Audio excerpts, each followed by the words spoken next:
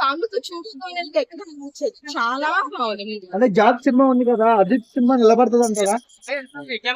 Question మీరు invalid question మీరు అడిగింది.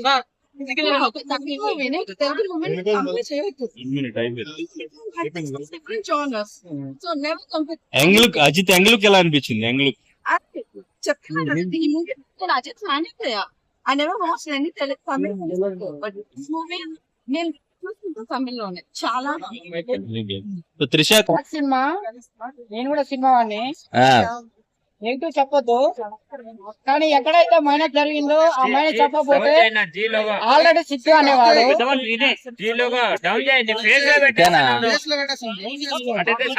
ఆల్రెడీ సిక్కు అనే హీరో 2 ఇట్లు కొట్టాడు.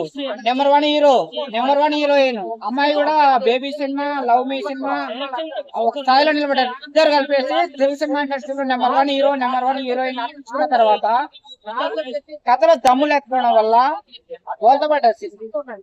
ఎట్లా ఉందంటే నేను వచ్చేటప్పుడు ఒక జెండుబామ్ సీజన్ తెచ్చుకుంటే బాగుంది.